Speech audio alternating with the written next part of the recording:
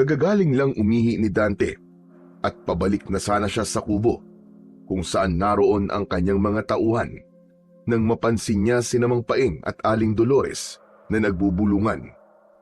Dala ng kuryosidad ay naglakad siya papalapit at nagtago sa likod ng dingding para makinig sa usapan ng dalawa. Narinig niyang sinabi ni Aling Dolores na nagawa umano nito ang pinapagawa ng asawa. Sigurado ka bang ininom nila ang kapeng may pampatulog na ibinigay mo sa kanila? Baka mamaya bigla tayo magkaproblema nito. Napakunot ang noo ni Dante sa kanyang narinig. Iniisip niya kung sino ang tinutukoy ng mag-asawa. Nang mapatingin siya sa kanilang kubo, biglang bumundol ang kaba sa kanyang dibdib. Malaki ang mga hakbang na naglakad siya papunta roon. Nang makapasok, naabutan niya ang kanyang mga kasamahan na natutulog. Isa-isa niyang nilapitan ang mga ito para gisingin. Subalit ni isa sa mga ito ay wala man lang nagising. Dahil doon, napuno ng pagdududa si Dante. Natitiyak niyang ang mga kasamahan niya nga ang tinutukoy ni Mang Paeng at Aling Dolores. Bigla siyang naging alerto nang makarinig siya ng mga yapak na papalapit. Kinuha niya ang baril sa kanyang bewang. Subalit nanlumo siya nang makitang walang lamang bala ang kanyang magasin.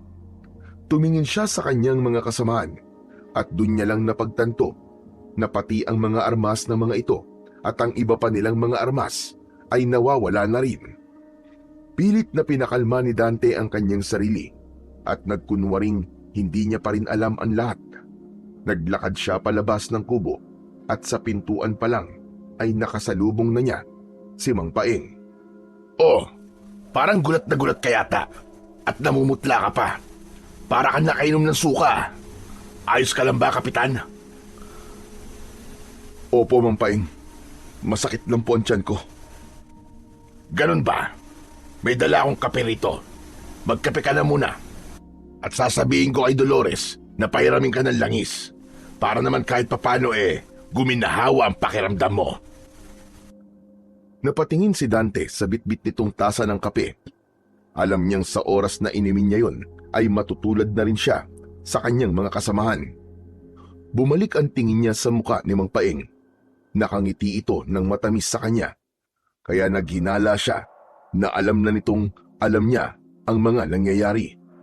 Dinampot niya ang tasa ng kape at dahan-dahang inilapit sa kanyang bibig. Habang ginagawa niya yon, ay ramdam niya ang presensya ng mga tao sa paligid. Halos lahat ng naroon ay sa kanya nakatingin at hinihintay na lagukin niya ang laman ng tasa. Pakiramdam ni Dante ng mga sandaling yon ay isa siyang tupa na napapalibutan ng mga mababangis na lobo. Sa halip na inumin ang laman ng tasa, isinaboy niya yon sa muka ni Mang Paeng at pagkatapos ay mabilis na tumakbo. Tinahak niya ang direksyon papunta sa kakahuyan na nasa malapit. Wala pang 5 minuto ay narinig niya na may humahabol sa kanya. Kaya mas lalo niya pang binilisan ang pagtakbo. Bago pa siya makarating sa kakahuyan, ay nakaramdam na siya ng pagod, kaya naisip niyang magtago sa isa sa mga bahay na naroon. Kumatok siya sa pinakahuling bahay at nakiusap sa lalaking nagbukas sa kanya na patuluyin siya. Nang sabihin niya rito na may humahabol sa kanya at nasa panganib ang buhay niya, ay kagad naman siya nitong pinapasok. Inutusan siya nitong magtago sa ilalim ng katre na nasa tapat ng pintuan. Makalipas ang mahigit 10 minuto, ay may sunod-sunod na kumatok mula sa labas. Binuksan ng lalaki ang pinto at narinig niyang sinabi nito sa mga naghahanap sa kanya na hindi siya nito nakita. Nakahinga siya ng maluwag nang marinig niya ang mga yapak na papalayo. Kasunod noon, sinilip siya ng lalaki at sinabing pwede na siyang lumabas dahil wala na ang mga humahabol sa kanya. Lumabas siya mula sa kanyang pinagtataguan at nagpalipas muna ng ilang minuto bago nagpaalam. Pagbukas na pagbukas niya ng pintuan, laking gulat niya nang bumungad sa kanya ang nakangising muka ni Mang Paeng. Akala mo ba makakatakas ka? Wala pa nakakatakas sa amin, bata. Napaatras si Dante at nang lumingon siya sa lalaking tumulong sa kanya, ay nakita rin niya itong nakangiti. Ang sumunod na nangyari ay bigla niya nalang naramdaman na may kung anong matigas na bagay ang tumama sa kanyang ulo. Bago tuluyang magdilim ang kanyang paningin, ay narinig niya pa ang halakhak ni Mang Paeng. Hindi alam ni Dante kung ilang oras siyang walang malay. Nang magising, ay kagad niyang nalasahan ang malapot at malansang likido na galing sa sugat niya sa ulo. Pagmulat niya ng kanyang mga mata, bumungad sa kanya ang mga taong nagsasayaw sa saliw ng tugtog ng tambol.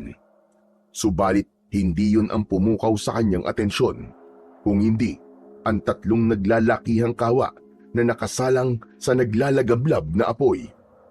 Lihim siyang nagtaka kung para saan ang mga yon. Sumunod niyang napansin ay ang mga mesa at upuan na nakahilera. Parang isang malaking salo-salo ang magaganap. Mabuti naman at gising ka na, Kapitan. Tumingin si Dante sa pinanggalingan ng boses at nakita niya si Mang Paeng. Anong ginagawa mo? Anong kailangan mo sa amin? Sino nag-utos sa'yo na gawin ito? Sa halip na sagutin ang tanong niya, nilapitan siya nito at pinunasan ng dugo sa kanyang muka gamit ang hintuturo nitong daliri. Gusto niyang maduwal ng mga sandaling yun. Samantalang tila sarap naman si Mang Paeng sa lasa ng kanyang dugo. Sagutin mo ang tanong ko. Anong kailangan mo sa amin? Kayo mismo ang kailangan namin, Kapitan. Pagkasabi nun, ay lumapit si Mang Paeng sa isang grupo ng mga kalalakihan at may sinabi. Sabay-sabay na tumayo ang mga ito at naglakad papuntang kubo kung saan naroon ang kanyang mga kasamahan. Nang lumabas, may kanya-kanya ng buhat ang mga lalaki. Nanlaki ang mga mata ni Dante at nagsimulang magpumiglas nang makita niyang isa-isang inihagis sa kawa ang kanyang mga kasamahan. Wag! Tama na! Bitiwan niyo sila! Tama na! Yun ang mga katagang paulit-ulit na isinisigaw ni Dante habang pilit na kumakawala sa pagkakatali. Subalit hanggang sa matapos ang mga kalalakihan, ay wala man lang siyang nagawa para iligtas ang kanyang mga tauhan. Ang sumunod na mga nangyari ay naging kahindik-hindik para kay Dante. Nasaksihan niya kung paanong nilantakan ni Mang Paeng ang katawan ng kanyang mga kasamahan. Sa kabila ng samot-saring emosyon na kanyang nararamdaman, hindi niya maiwasang masuka dahil sa pandidiri. Pagkatapos kumain ni Mang Paeng, ay muli siya nitong nilapitan. Kumusta na ang pakiramdam mo, Kapitan? Kinakabahan ka na ba? Dahil ikaw na ang susunod. Anong klaseng nilalang kayo? Bakit kayo nagagawang kumain ng kapwa niyo tao? Mga demonyo kayo! Sa halip na sagutin ang tanong niya, nanlaki ang mga mata ni Dante dahil biglang nag-iba ang anyo ng kanyang kausap. Naging isang nakakakilabot na nilalang ito na may matutulis na mga ngipin at kuko. At bago pa man niya mahulaan ang susunod nitong gagawin, ay sinakmal na siya nito. Bago tuluyang pumikit ang kanyang mga mata, ay may isang muka na lumitaw sa kanyang isip. Mukha yun ng kapatid niyang si Daniel. Sa kabila ng sakit na kanyang nararamdaman, ay hindi maiwasang mapangiti si Dante. Bagamat sumapit na ang huling araw niya sa mundo, masaya siya dahil alam niyang nasa maayos na kalagayan ang kanyang kapatid. Makalipas ang 6 na buwan. Oh, ikaw pala, Daniel. Halika, pumasok ka rito. Magandang araw po, General. Napadaan lang po ako para kunin po ang iba pang mga gamit ni Kuya Dante. Sakto ang dating mo. Ipinaayos ko na ang lahat. Ayan, nasa upuan. Itinuro ni General ang 2 kahon na nakapatong sa couch na naroon. Maraming salamat po, General. May hindi pa ako isinali riyan. Gusto ko kasing personal na iabot sa'yo. Ano po yun? Binuksan ni General ang drawer sa ilalim ng mesa nito at may kinuha mula roon. Isa yung kahon na hugis parisukat. Nang mapasakamay niya ang kahon, ay binuksan niya yon para makita ang nilalaman.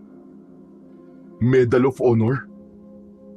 Sa kabila ng matinding lungkot na nararamdaman, ay hindi napigilang mapangiti ni Daniel. Isang malaking karangalan para sa mga katulad nilang sundalo ang makatanggap ng ganong klaseng parangal. Ang medalyang nasa kamay niya ay ang patunay na binigyang pahalaga ng pamahalaan ang kabayanihan ng kanyang kapatid. Nararapat lang na makatanggap niya ng kuya mo para sa kabayanihan niya. Maraming salamat po dito, General. Kung buhay lang sana si Kuya, siguradong matutuwa siya. Ikaw, Daniel, kumusta ka naman? Ikinalulungkot ko nga pala nangyari sa kuya mo. Pinipilit maging maayos, General. Nahihirapan pa rin po ako. Pero pasasaan pa, matatanggap ko rin po nangyari. Naiintindihan ko ang nararamdaman mo. Ako man ay nalulungkot din sa nangyari. Matagal kong nakasama sa serbisyo ang kuya mo. Marami-rami na rin kaming pinagsamahan. Hindi pa rin po ba nauhuli ang mga rebelding pumatay sa kanila? Hindi pa rin. Masyado silang magaling magtago. Pero huwag ka mag-alala. Sasabihin ko kagad sa'yo kapag may maganda ng resulta. Aasahan ko po yan, General. Sige po, magpapaalam na po ako. Maraming salamat po uli.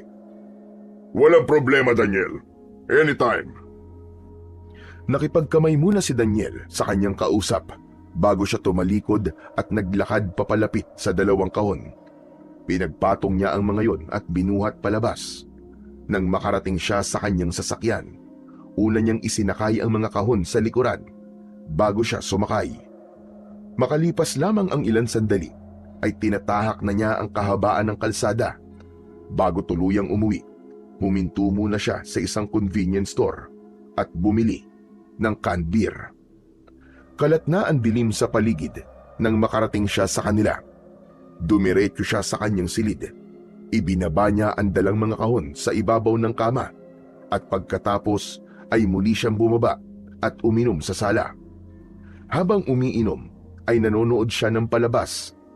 Pasado 10:00 na nang mapagpasyahan niyang pumanhik sa kanyang kwarto. Pero sa halip na mahiga, binuksan niya ang inuwi niyang kahon at tinignan niya ang mga naroong gamit ng kanyang Kuya Dante. Isang maliit na kahon na may nakasulat na pangalan niya ang pumukaw sa atensyon ni Daniel habang naghahalongkat. Nang buksan niya yon, ay bumungad sa kanya ang isang relong pambisig. Kalakip ang isang maikling mensahe na isinulat mismo ng kanyang Kuya Dante. Hindi maiwasang maging emosyonal ni Daniel matapos basahin ang naturang mensahe.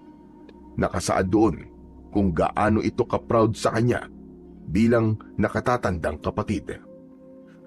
Maraming salamat dito, Kuya. Hindi ko alam na may nakahanda ka na pala na regalo sa akin bago ka pa mawala.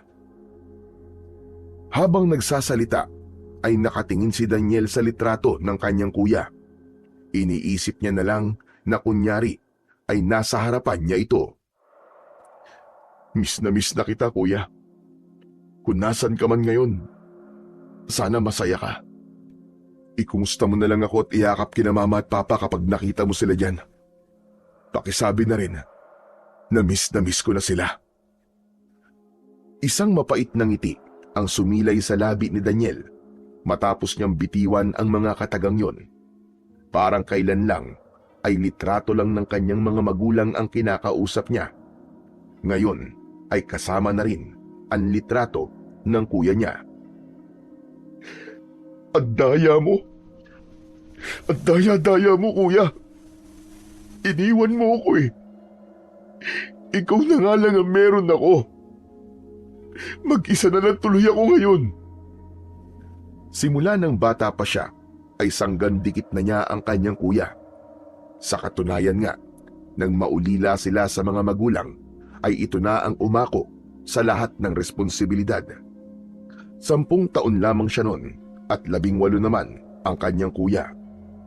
Para matustusan ang kanilang mga pangangailangan, ay pinagsabay nito ang pagtatrabaho at pag-aaral.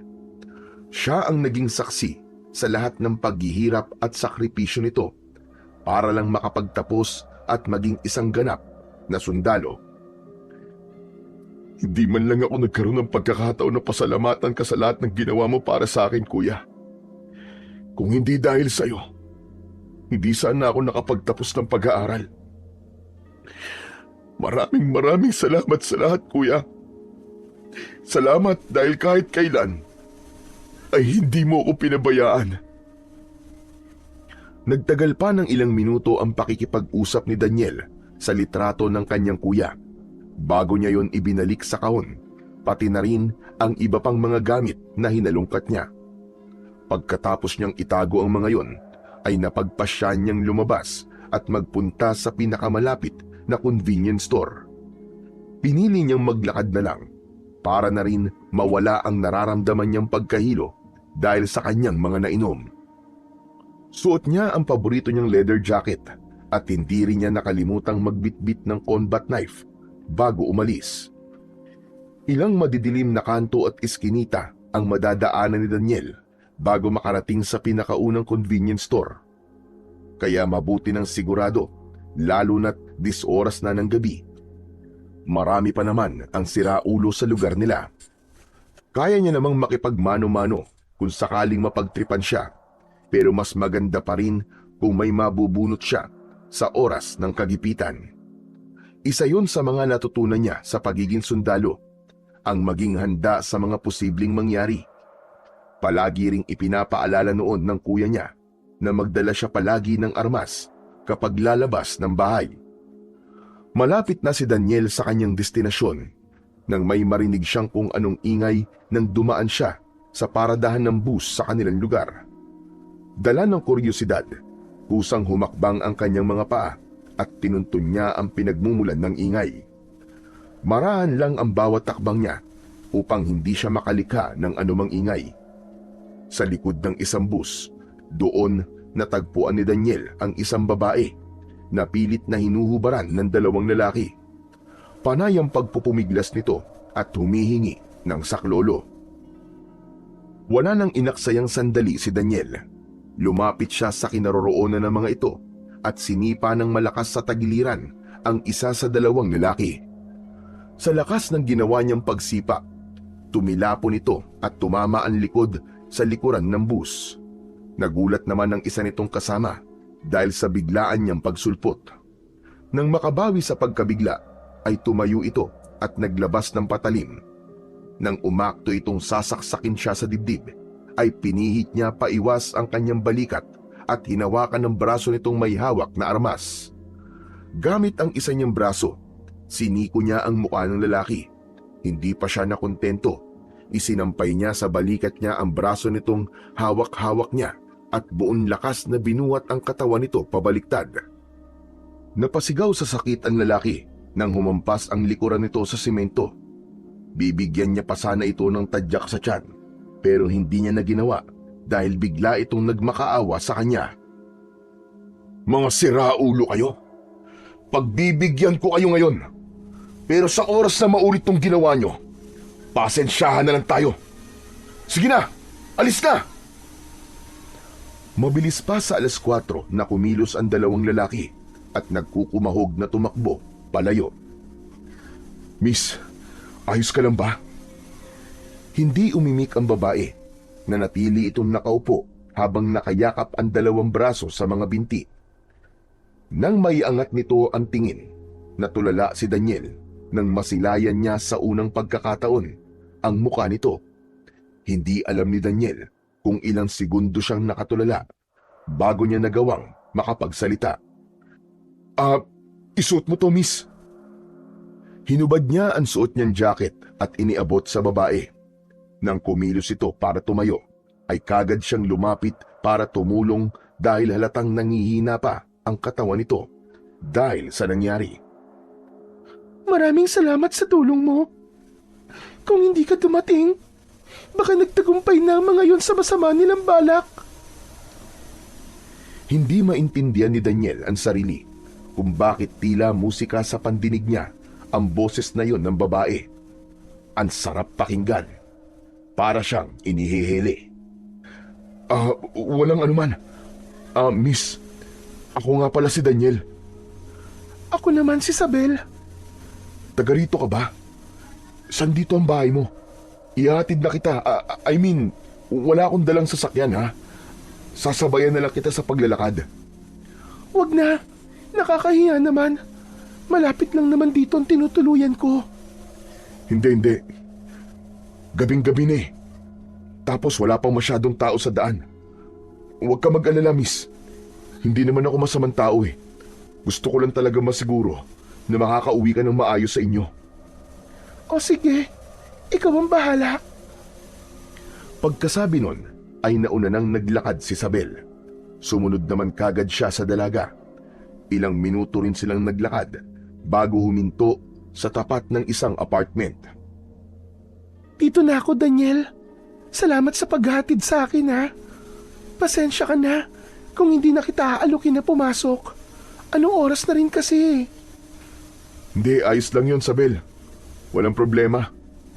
Sige, pumasok ka na. Mauna na ako, ha. Salamat uli.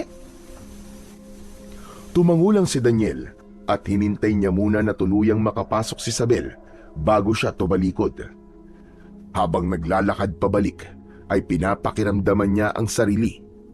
May kakaiba siyang nararamdaman na hindi niya mawari kung ano. Basta ang alam niya lang, napukaw ni Isabel ang atensyon niya. Dumiretso na ng uwi si Daniel at nawala na sa isip niya ang dahilan kung bakit siya lumabas. Nang mahiga siya, ay laman pa rin ng isipan niya ang mukha ng isang babae na bago niya lang nakilala. Kinabukasan, naging masigla ang gising ni Daniel. Habang nagluluto ng sariling almusal, ay pasipol-sipol pa siya. Bandang 10:00 ng umaga, isang hindi inaasahang bisita ang kumatok. "Oh, General, napasugod po yata kayo. May problema po ba? Tuloy po kayo." Pumasok muna si General sa loob at naupo sa sofa bago nagsalita. Magandang umaga, Daniel. Naabala ba kita? Hindi po. Katatapos ko nga lang po mag-almusal eh. Kaya wala po akong ginagawa. May kailangan po ba kayo? Kaya mo na bang mamuno sa isang misyon? Gusto sana kitang gawing leader sa isang grupo na ipapadala ko sa Sitio Pulang Langit. Natigilan si Daniel, hindi dahil sa tanong nito, kung hindi dahil sa pangalan ng lugar na binanggit nito. Teka, General, Sitio Pulang Langit? Hindi ba yan yung lugar kung saan niyo po pinadala si Kuya? Tama ka, Daniel. Kailangan ulit natin ng bagong grupo na ipapadala roon dahil patuloy pa rin na nanggugulo ang mga rebelde. Nanganganib ang buhay ng mga sibilyan na nakatira sa baryong yon. Gaano po ba kadelikado ang misyon na to, General? Malaki po ba ang posibilidad na matulad po kami sa grupo nila, Kuya? Hindi ko yun masasagot. Sa kamay nyo nakasalalay ang magiging kapalaran nyo sa misyon na ito. Isa ka sa pinakamagaling at matapang na sundalo na kilala ko, kaya ikaw ang napili kong gawing leader. Saglit na natahimik si Daniel at tinatansya niya sa isip kung ano ang magiging desisyon. Bilang sundalo, alam niyang obligasyon niyang ilagay sa linya ang kanyang buhay at wala siyang karapatang tumanggi. Naisip niya rin na yun na ang pagkakataon niya para malaman kung ano ba talaga ang sinapit ng kanyang kuya sa kamay ng mga rebelde. Sige, General. Pumapayag po ako sa gusto niyo. At maraming salamat din po sa pagtitiwala niyo po sa kakayahan ko. Malaki ang tiwala ko talaga sa kakayahan mo. At sana mapagtagumpayan mo ang misyon na ito. Alang-alang sa kuya mo, Daniel. Kailan po ang alis namin? Bukas na bukas din. Aabuti ng isang buong araw ang biyahe nyo bago kayo makarating sa Pantalan. Doon may lalapit sa inyo na taga-Sitio Pulang Langit at siya maghahatid sa inyo sa lugar nila. Ano po ang pangalan ng taong yon? Paeng ang pangalan niya. Ang edad niya ay mga nasa 50 anyos. Siya ang itinuturing na kapitan sa lugar nila. Pagdating niyo sa sitio Pulang Langit, kailangan niyo magpanggap na mamamayan sa baryo na yon para madali niyo masubaybayan ang buong paligid. May inihanda ng kubo para sa inyo si Paeng. Ikaw na ang bahalang magsabi sa mga kasama mo kung ano ang mga dapat nilang gawin. Sige po, masusunod po, General. Tatandaan ko po ang lahat ng mga sinabi niyo sa akin. Good. Paano? Kita na lang tayo bukas sa headquarters. Doon maghihintay ang bus na maghahatid sa inyo sa pantalan. O sige, Daniel, kailangan ko nang umalis. May mga kailangan pa akong gawin. Nagkamay na muna silang dalawa bago niya inihatid palabas si General. Nang muli siyang mapag-isa, ay bumalik sa isip niya ang nangyaring pag-uusap nila ng General. Aaminin niyang may parte sa kanya ang nakakaramdam ng takot sa posibleng kahinatnan nila. Pero mas lamang ang nararamdaman niyang kuryosidad na alamin ang sinapit ng kanyang kuya at ng iba pang sundalo na ipinadala sa lugar na yon. Kinagabihan, napagpasya ni Daniel na puntahan si Isabel. Balak niyang yayain kumain sa labas ang dalaga. Gusto niyang samantalayin ng oras dahil hindi niya alam kung makakabalik pa ba siya. Sakay siya ng kanyang big bike nang magtungo siya sa apartment kung saan niya inihatid ang babae. Ilang beses siyang tumawag, subalit wala siyang natanggap na sagot. Isang matandang babae ang lumapit sa kanya at tinanong kung ano ang kailangan niya. Magandang gabi po. Nandyan po ba si Isabel? Pakisabi naman po nandito ako. Si Daniel kamo. Muling nagsalita ang babae at hindi niya inaasahan ang mga sinabi nito. Ayon dito, maaga raw na nagpaalam si Isabel. Umalis na raw ang dalaga at umuwi na ng probinsya. Teka, nabanggit niya po ba sa inyo kung saan po ang probinsya niya? Babalik pa raw po ba siya rito? Nadismaya si Daniel nang sunod-sunod na umiling ang kanyang kausap. Sige po, maraming salamat na lang po. Bagsak ang balikat na sumakay siya sa kanyang motor at pinaharurot yun papalayo. Pakiramdam niya ng mga sandaling yon ay may tinik na bumaon sa kanyang dibdib. Natagpuan ni Daniel ang kanyang sarili na nasa loob ng isang bar at umiinom mag-isa. Hindi niya alintana ang ingay ng paligid dahil sa magkahalong malakas na tugtog at hiyawan ng mga taong naroroon. Madaling araw na siya umuwi at dahil lasing, kaagad siyang nakatulog pagkahiga niya pa lamang sa kanyang kama. Kung kahapon ay masigla ang gising niya, kabaligtaran naman ngayon. Bukod sa mabigat ang pakiramdam, masakit din ang ulo niya dahil sa rami ng kanyang nainom at hangover. Tinignan niya ang oras at bigla siyang napabalikwas ng bangon nang makita niyang 8:00 na ng umaga. Dali-dali siyang nagtungo sa banyo at naligo. Dahil nagmamadali, 5 minuto lang ata ang itinagal niya sa loob ng banyo. Hindi na siya nag-almusal matapos niyang maalala ang sinabi ng general na bus ang sasakyan nila at aabuti ng 1 araw ang biyahe. Pagkatapos niyang ayusin ang mga dadalhin niyang gamit, ay umalis na siya para magtungo sa headquarters. Pagdating doon, naabutan niyang naghihintay sa kanya ang general at ang ilang sundalo na makakasama niya sa misyon. Akala ko hindi ka na darating, Daniel eh. Pasensya na po, General. Medyo napasobra po ang inom ko kagabi, kaya tinanghali po ako ng gising. Kaya pala. Itulog mo na lang yan sa biyahe. O sige na, makakaalis na kayo. Mag-iingat kayo, soldiers. Sabay-sabay silang sumaludo kay General at sumagot ng Sir, yes sir. Good luck, Santos. Thank you, sir. Pagkasabi nun, ay sumakay na si Daniel at pumwesto sa unahan, sa likuran ng driver. Wala pang 1 oras na nakakaalis ay nakaramdam na kagad siya ng antok. Isinandal niya ang likod sa upuan at pumikit. Hindi alam ni Daniel kung ilang oras siyang nakatulog. Nagising na lang siya nang maramdaman niyang huminto ang bus na sinasakyan nila. Pagtingin niya sa bintana, nakita niyang nasa tapat sila ng isang turo-turo na nasa gilid mismo ng kalsada. Hindi siya nagugutom pero bumaba siya para maghanap ng banyo. Umihi lang siya at bumalik din kagad sa loob ng bus. Makalipas ang ilang minuto ay bumiyahe na ulit sila. Dahil malapit ng maggabi, pinilit ni Daniel na wag nang makatulog matapos niyang mapansin na isa-isa nang nagsisitulugan ang mga kasamahan niya. Mas mabuti kung may isang gising sa kanila para may kasama ang driver. Habang umaandar ang bus ay nakatingin lang siya sa labas. Mataas na ang sikat ng araw nang makarating sila sa pantalan. Pagkatapos nilang makababa ay umalis din kagad ang bus na sinasakyan nila. Gaya ng ibinilin sa kanya ni General, nanatili sila sa tabi kung saan sila ibinaba ng bus. 30 minutos din silang naghintay bago niya napansin ang isang lalaki na kadadaong lang sakay ng isang bangka. Lumapit ito sa kanila at tumingin sa kanya at nagpakilalang si Mang Paing. Ikaw na siguro si Santos, sir. Tama ba? Ako nga po, pero tawagin niyo na lamang po akong Daniel. O sige, sabi mo eh. O siya, tara na. Sigurado akong nagugutom na kayo, kaya nagpaluto ko kay Mrs.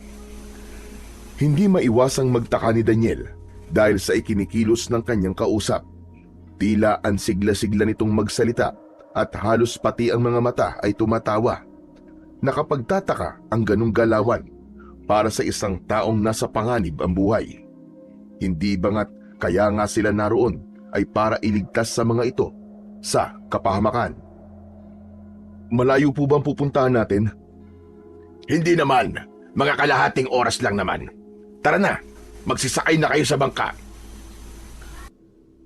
Nang magsikilos ang kanyang mga kasamahan, ay kumilos na rin si Daniel. Lumapit siya sa bangka at sumakay. Inabot nga ng mahigit kalahating oras ang kanilang naging biyahe bago nila narating ang kabila. Simula roon ay nagpatuloy sila sa paglalakad. Mahigit isang oras din silang nagpasikot-sikot bago makarating sa kanilang destinasyon. Pagpasok nila sa Sitio Pulang Langit, nakaramdam ng hindi maipaliwanag na pakiramdam si Daniel. Matapos niyang mapansin na sinusundan sila ng tingin ng bawat taong madaanan nila. Nagkunwari na lang siyang walang nakikita at nagpatuloy sa paglalakad. Tumingala siya sa langit matapos niyang mapansin ang kakaibang kulay noon. Mamula-mula yon kung kaya't medyo madilim ang paligid. Yun marahil ang dahilan kung bakit tinawag na Sitio Pulang Langit ang baryo na yon. Napansin niya rin ang klima. Mahangin at malamig ang lugar kahit tanghaling tapat. Ilang bahay ang dinaanan nila bago sila huminto sa tapat ng isang bahay kubo. Sa tingin ni Daniel, yun na ang pinakahuling bahay dahil kakahuyan na ang nakikita niyang kasunod. Binuksan ni Mang Paing ang pintuan at pagkatapos ay tumingin sa kanya. Daniel, dito kayo tutuloy. May mga unan at kumot na sa loob. Kapag may kailangan kayo, yun lang ang bahay ko. Itinuro ng lalaki ang isa pang kubo na nasa tapat lang ng tutuluyan nila. Maraming salamat po, Mang Paing. Pagkasabi nun ay nauna na siyang pumasok. Kagad naman sumunod sa kanya ang kanyang mga kasamahan. Sige na, magpahinga na muna kayo. Titignan ko lang kung nakahanda ng ipinaluto kong pagkain kay Mrs. Nang tumalikod si Mang Paing, ay sumilip si Daniel sa nakabukas na bintana at tinignan ang paligid. Maayos, tahimik at maaliwalas ang buong lugar. Taliwas sa inaasahan niya. Inaasahan niya kasi na magulo ang paligid na madarat na nila dahil ayon nga sa pagkakaalam niya ay palaging binubulabog ng mga rebelde ang lugar na yon. Pakiramdam tuloy ni Daniel, may kung anong misteryo ang bumabalot sa Sitio Pulang Langit.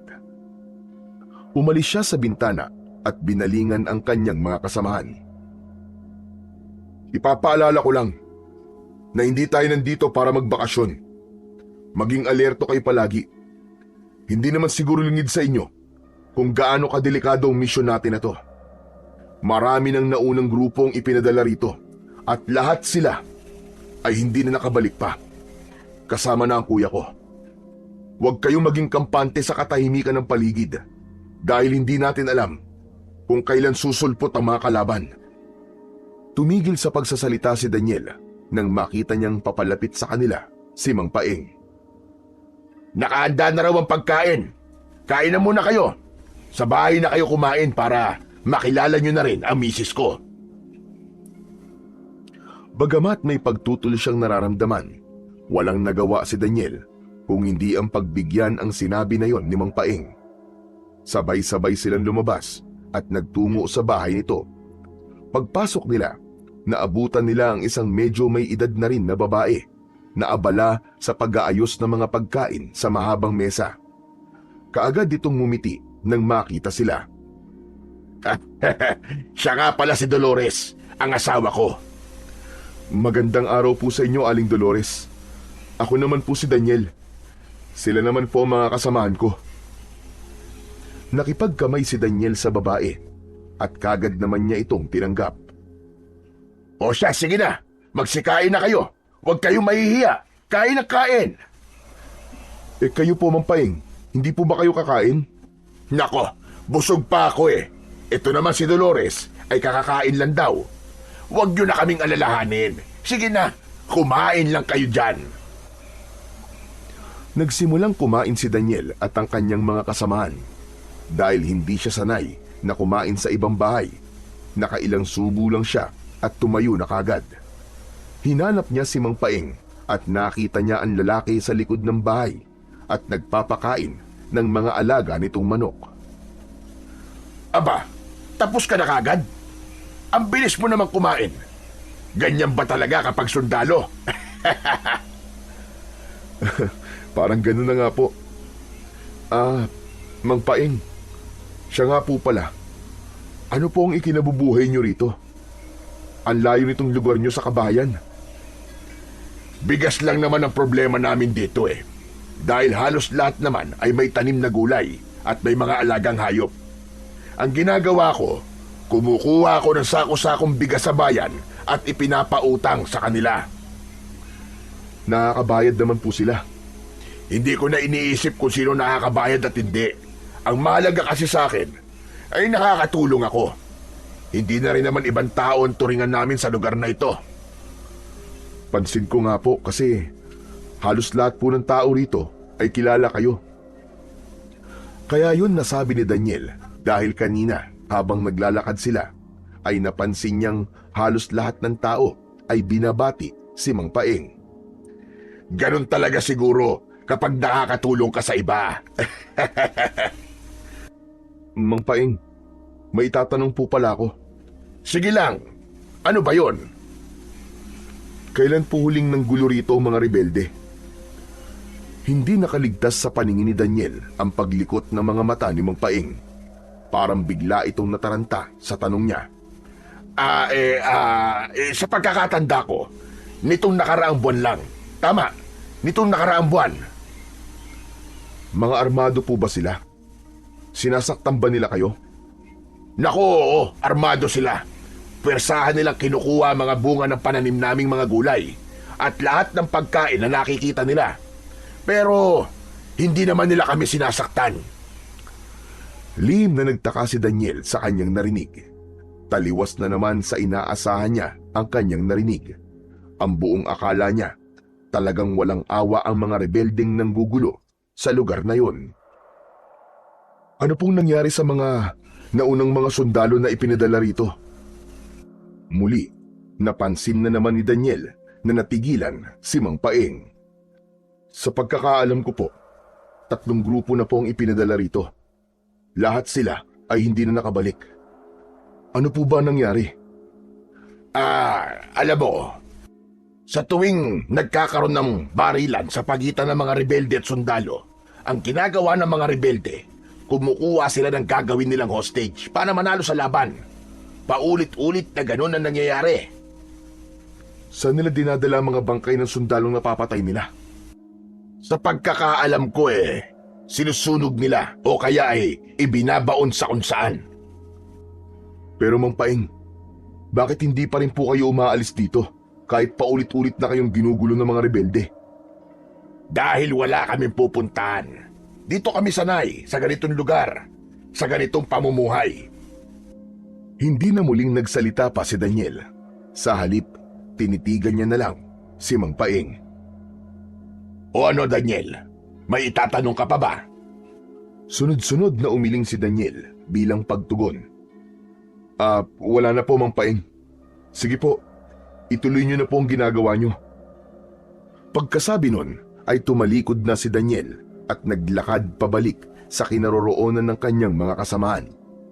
Kinagabihan ng araw na yon, inutusan ni Daniel ang kanyang mga kasamahan na mas doblehin ang pag-iingat at maging alerto sa paligid. Nanatili silang gising buong magdamag at nakiramdam sa buong paligid. Mabilis na lumipas ang mga araw. Habang nagtatagal sila sa sitio Pulang Langit, ay mas lalong dumarami ang tanong sa isipan ni Daniel. Mas lalo ring tumitindi ang hinala niya na may kakaiba talaga sa lugar na yon. Bukod sa mga ikinikilos ng mag-asawang sina Mang Paeng at Aling Dolores, may kakaiba rin sa kilos ng mga taong taga roon. Isang hapon, habang nagmamanman sa paligid, ay may narinig na lagabog si Daniel galing sa isang kubo na nasa likod ng bahay ni Mang Paeng. Maingat ang mga hakbang na naglakad siya palapit. Nang makarating sa tapat ng pintuan, ay napagtanto niyang nakakandado yon, kaya nabigo rin siyang makapasok. Anong ginagawa mo rito, Daniel? Bagamat nagulat sa bigla ang pagsulpot ni Mang Paeng, hindi niya yon ipinahalata rito. Kayo pala, Mang Paeng. Wala po. May narinig lang po kasi akong lagabog galing sa loob. Ganun ba?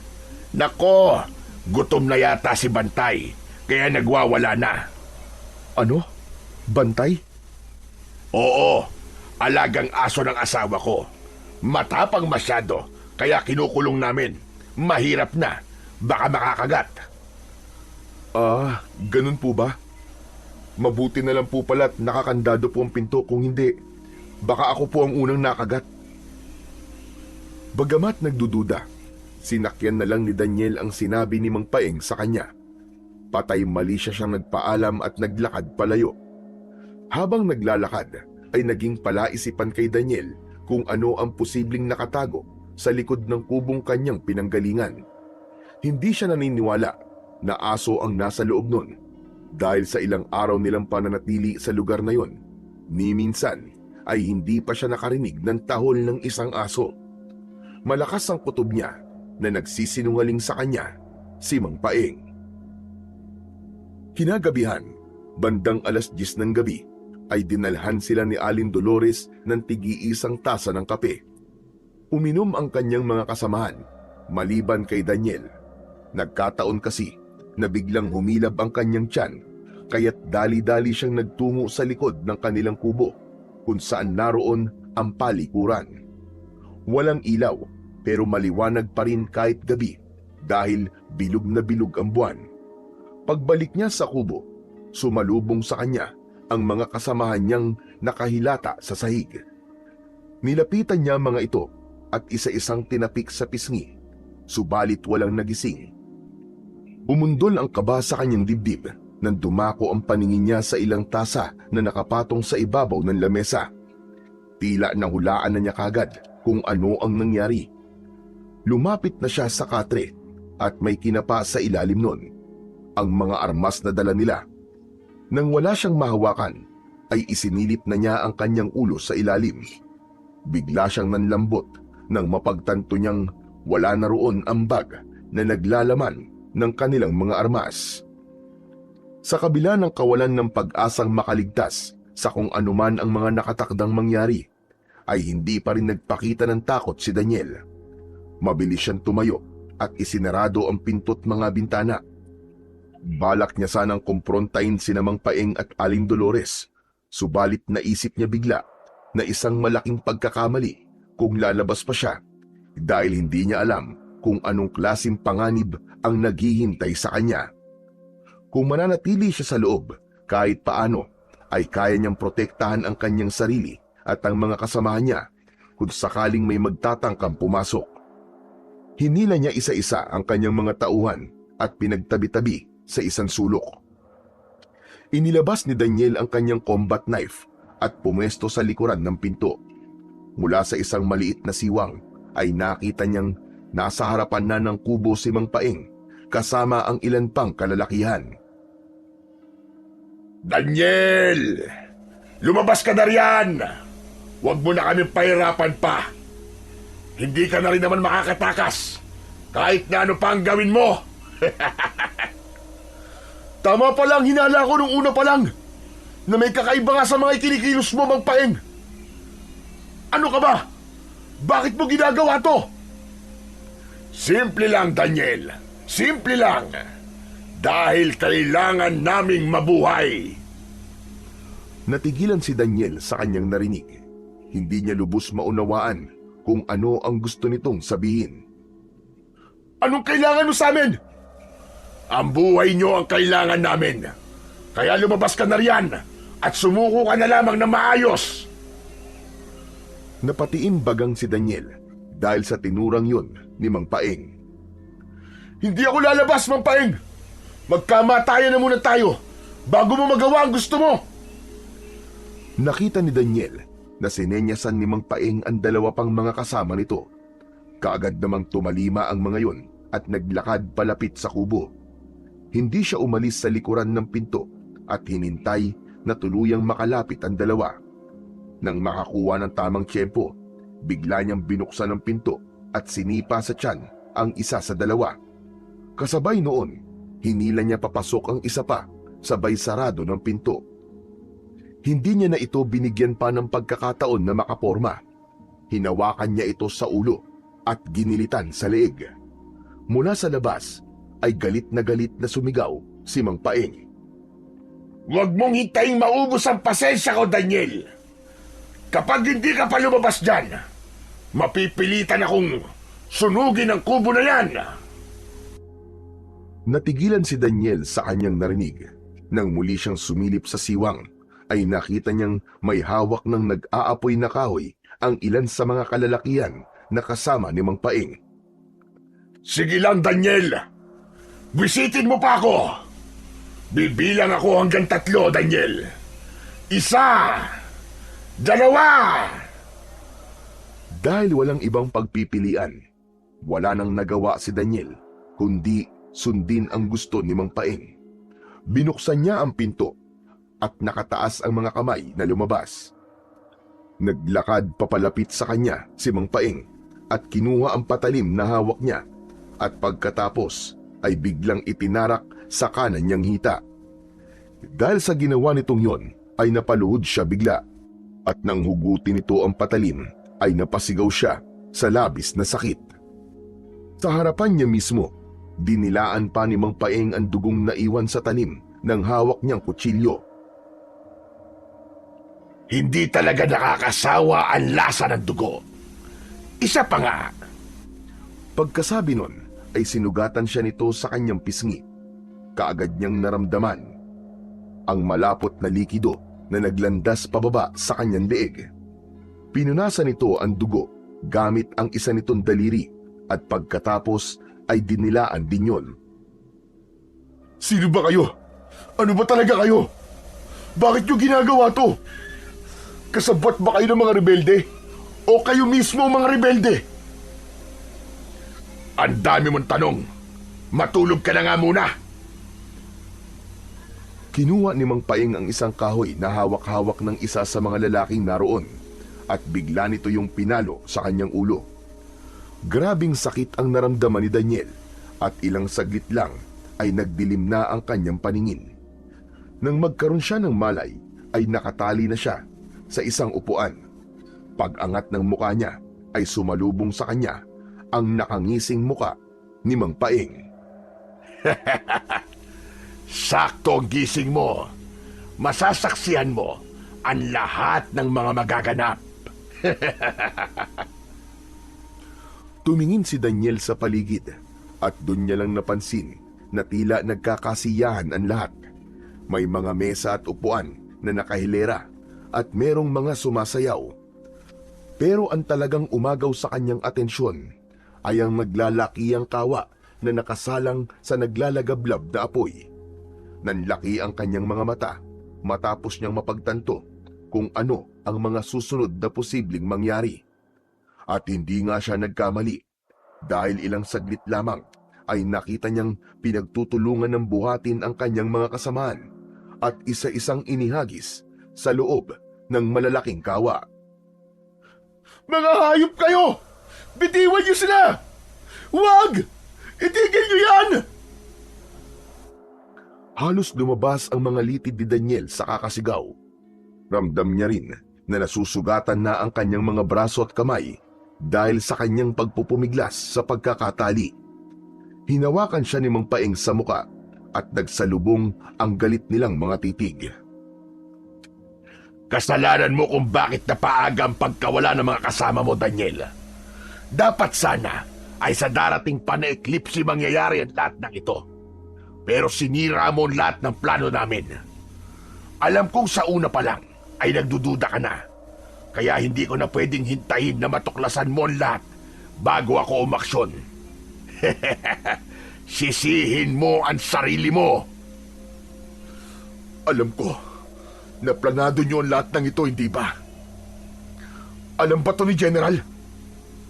Sige, tutale mamamatay ka na rin lang naman. Kaya sasabihin ko na sa'yo ang lahat-lahat. Tama ka. Alam niya ang lahat ng ito. Nakakalungkot, hindi ba? Kaya niyang ipagpalit ang buhay ng mga sundalo niya para lamang sa salapi. Nagngit-ngit sa galit si Daniel. Ngayon ay malinaw na sa kanya ang lahat. Pagbabayaran yung lahat ito. Mga demonyo kayo! Ako mismo ang papatay sa inyo! Sa halip na masindak sa sinabi niya, ay tinawanan lamang siya ni Mang Paeng. Nagagawa mo pa talagang manakot kahit nasa bingit ka na ng kamatayan. Isa kang hunghang. Hindi ako nananakot. Sinasabi ko lang ang posibleng mangyari sa oras na makatakas ako dito. Muli lang siyang tinawanan ng kanyang kausap. Wala pa nagtatagumpay na makatakas sa mga kamay namin, bata. Ilan na ang sumubok, pero lahat sila ay nabigo. Kaya huwag ka nang umasa pa na magagawa mo yun. Sa kalagayan mong yan, kahit hayaan kitang makatakas, hindi ka pa rin makakaalis dito. Biglang nagkaroon ng ideya si Daniel dahil sa sinabing yun ni Mang Paeng. Bagamat hindi niya sigurado kung kakagat ang lalaki sa plano niya, sinubukan niya pa rin sabihin. Kung ganun, bakit hindi natin subukan? Pakawalan mo ako rito at hayaan mo ako makatakbo. At malaya kayong habulin ako pagkatapos. Aba, hinahamon mo ba ako? Hindi mo kilala kung anong klaseng nilalang ang kaharap mo. Oo, hinahamon kita, hayop ka. Bakit? Natatakot ka ba na makatakas ako? Matapang ka, ha? Kung yan ang gusto mo, sige, pagbibigyan kita. Kapag nagawa mo makalabas rito sa baryo namin, hahayaan na kitang mabuhay. Yun ay kung makakatakas ka sa kanila. Pagkasabi nun, ay tumingin si Mang Paeng sa mga kasamahan nito. Nanigas ang katawan ni Daniel sa kanyang kinauupuan nang makita niyang nagpalit ng anyo ang mga ito. Naging isang nakakatakot na mga nilalang na merong matutulis na mga ngipin at kuko. Nang tumingin siya kay Mang Paeng, ay nakangisi naman ang lalaki. Bakit parang bigla ka yatang namutla, Daniel? Natatakot ka na ba sa posibleng mangyari? O ano, gusto mo na bang umatras? Hindi na pwede. Iwinaksi ni Daniel ang takot na nagsimulang umusbong sa kanyang dibdib. Hindi ko ugali ang umatras. Kahit buhay ko pa ang kapalit. Lumapit sa kanya si Mang Paeng at inalis ang taling nakapalupot sa katawan niya. Sige na, simulan mo ng tumakbo habang may lupa pa. Dali, Daniel, takbo! Tumayo si Daniel at nagkunwaring hirap humakbang dahil sa sugat niya sa hita. Nang matapat siya sa isang kahoy, ay sinadya niyang magpatumba. Nang tumayo siya, ay hinawakan niya yon at ginawang panungkod.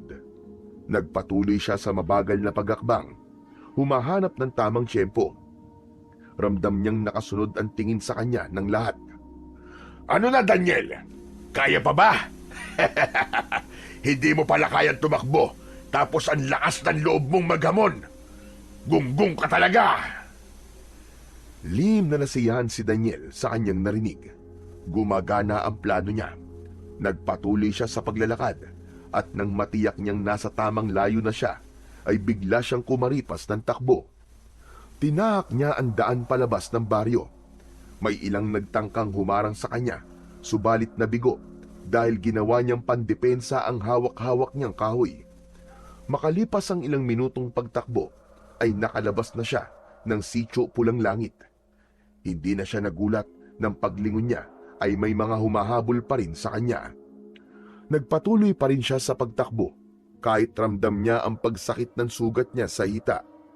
Malaking bagay na isa siyang sundalo. Nagagamit niya ang mga pinagdaanan niya sa training at ang mga taktika na natutunan niya. Nang matanaw niya ang kislap ng tubig dagat dahil sa liwanag ng buwan, ay mas binilisan niya pa ang pagtakbo. Ilang sandali pa ay nakarating na siya sa dalampasigan. Dahil wala siyang nakitang bagay na pwede niyang masakyan, ay hindi siya nagdalawang isip na lumusong at lumangoy. Bagamat malaki ang pagnanais niya na ipaghiganti ang nangyari sa kanyang mga kasamaan, hindi niya yun pwedeng gawin ngayon. Masyadong marami ang bilang ng mga kalaban. Hindi niya kakayaning harapin ng mga ito, lalo na't may sugat siya. Sa ngayon, kailangan niya munang makatakas. Sa oras na gumaling na siya, madali na lang para sa kanya ang bumalik sa lugar na yon para maghiganti. Ilang metro na ang layo niya sa dalampasigan nang dumating ang mga aswang na humahabol sa kanya. Ang buong akala niya ay susugod pa ang mga ito sa tubig. Pero nagkamali siya. Umatras sa mga aswang at nagsimulang magsitakbuhan pabalik sa kanilang pinanggalingan. Naisip marahil ng mga ito na malabo niyang matawid ang malawak na dagat, kaya hindi na nag-aksaya pa na habulin siya. O baka naghahanap lamang ng masasakyan. Dahil sa isiping yun, ay muli niyang ipinagpatuloy ang walang direksyon na paglangoy. Tumigil lang siya nang sumigid ang kirot sa kanyang sugat. Dahil doon, nahirapan siyang ikampay ang isa niyang paa sa ilalim ng tubig. Napangiwi sa sakit si Daniel dahil pakiramdam niya parang tinutusok-tusok yun ng karayom. Sinubukan niyang baliwalain ang sakit at nagpatuloy na lamang sa paglangoy. Subalit bawat kilos niya ay mas lalo lamang tumitindi ang pagkirot. Sa kalagitnaan ng kanyang paghihirap, napatingala si Daniel sa langit nang mapansin niya ang isang bagay na nagliliwanag. Nung una ay nalibang pa siyang panoorin yon, ngunit nang mapagtanto niyang sa kinaroroonan niya yun babagsak, ay bigla siyang nataranta. Naging mabilis ang mga sumunod na nangyari. Bago pa man siya makaalis sa kanyang pwesto, ay bumagsak na ang bulalakaw sa kanya. Sa sobrang lakas ng puwersa, itinulak siya nun sa kailaliman ng tubig. Habang unti-unting lumulubog, ay ramdam niya ang pananakit ng kanyang buong katawan. Dahil alam na ni Daniel na wala na siyang pag-asa na makaligtas, pumikit na lang siya at tinanggap ang kanyang kapalaran. Makalipas ang 3 araw, nagising si Daniel sa loob ng isang silid na yari sa kawayan ang bawat dingding. Nang bumukas ang pintuan at pumasok ang isang matandang lalaki, ay bigla siyang naalarma. Sino ka? Nasaan ako? Kasamaan mo ba sila? Tawagin mo na lamang akong Lolo Ernesto. Sino sila? Sino ang tinutukoy mo? At saan ka ba galing? Ano nangyari sa'yo? Hindi muna sumagot si Daniel, bagkus tinitigan niya ng maigi sa mata ang matanda. Gusto niyang tiyakin kung nagkukunwari lang ba ito. Sinalubong nito ang mga titig niya at dahil doon, natiyak niya na wala itong tinatago. Mahabang kwento po, Tatang eh. Pero paiiksiin ko na lang. May gusto pong pumatay sa akin. Teka, paano nga pala ako napadpad dito? Sa pagkakatanda ko, nalunod ako sa dagat. Nakita ka ng apo ko na palutang-lutang sa dagat. Siya ang nagdala sa'yo rito. Ano ba talaga nangyari sa'yo? Ang sabi mo merong gustong pumatay sa'yo. Ngunit wala ka naman sugat o galos sa katawan ni isa. Nagsalubong ang mga kilay ni Daniel dahil sa sinabi ng matanda. Imposible ang sinasabi nitong yon dahil natatandaan niyang sinaksak siya ni Mang Paeng sa hita, sinugatan sa pisngi at pinalo ng kahoy sa ulo. Pinakiramdaman ni Daniel ang kanyang sarili at ganun na lamang ang pagtataka niya nang mapansin niyang wala siyang nararamdamang kahit na anong masakit sa kanyang katawan. Hinawakan niya ang kanyang pisngi at nagulat siya dahil wala siyang nakapangsugat doon. Ganun din sa kanyang ulo at sa kanyang hita. Nakapagtataka naman na wala mga sugat ko. Tatang, ilang araw na po simula po nung mapunta ako rito. 3 araw pa lang naman ngayon. Bale, 2 araw kang walang malay.